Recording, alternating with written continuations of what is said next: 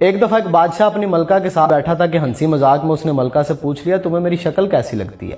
ملکہ جو بادشاہ کی عزیز ترین بیگم تھی وہ بھی ذرا مذاق کے موڈ میں تھی، لیکن اس وقت اس نے جملہ بڑا کرخت بول دیا، آپ اسے سلپ آف ٹنگ کہہ لیں، بولی مجھے آپ شکل سے جہنمی لگتے ہیں۔ یہ فقرہ سننے کے بعد بادشاہ کو غصہ آ گیا اور بولا میں اگر جہنمی ہوں تو تمہیں 3 طلاقیں دیتا ہوں۔ ملکہ نے یہ سنا تو اس نے رونا پیٹنا شروع کر دیا اور بادشاہ کو بھی کچھ دیر بعد اپنی غلطی کا احساس ہو گیا۔ اگلے دن بادشاہ سلامت نے ملک کے تمام علماء، مفتی صاحبان اور اماموں کو دربار میں بلا لیا اور ان سے پوچھا کہ کیا اس طریقے سے میری طلاق ہو چکی ہے؟ سب کا باری باری یہی کہنا تھا کہ ہاں آپ کی طلاق ہو چکی ہے اور شریعت کی روشنی سے ملکہ عالیہ اب آپ کی زوجہ نہیں ہے۔ اس محفل میں ایک نوجوان مفتی بھی موجود تھے۔ وہ ایک طرف ہو کے بالکل خاموش بیٹھے رہے۔ بادشاہ نے ان سے بھی یہی سوال پوچھا تو انہوں نے کہا جناب یہ طلاق نہیں ہوئی، کیونکہ آپ نے مشروط طور پہ کہا تھا کہ اگر میں جہنمی ہوں تو تمہیں 3 طلاقیں دیتا ہوں، اور ابھی تک یہ طے نہیں ہوا کہ آپ جہنمی ہیں کہ نہیں ہیں۔ آپ کو اگر کوئی شخص جنتی ہونے کی ضمانت دے دے تو پھر آپ کی طلاق نہیں ہوگی۔ بادشاہ سلامت نے جوشیلے انداز میں پوچھا لیکن مجھے اس کی ضمانت دے گا کون؟ سب نے اس سوال کے جواب پہ اپنے سر جھکا لیے کہ دنیا میں کون شخص جنتی ہے اور کون جہنمی ہے، اس کی کوئی ضمانت کیسے دے سکتا ہے بھلا؟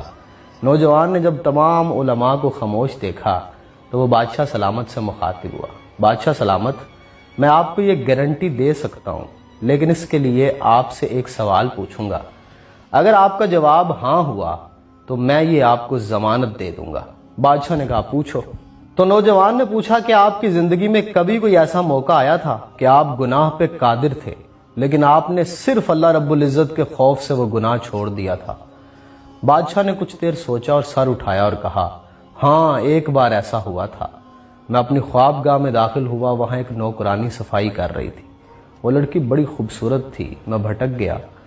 میں نے دروازے کو اندر سے بند کر لیا۔ میں غلط نیت سے اس لڑکی کی طرف بڑھا تو اس نے رونا پیٹنا شروع کر دیا اور وہ چلا کے بولی اے بادشاہ اللہ سے ڈرو، وہ تم سے زیادہ طاقتور ہے۔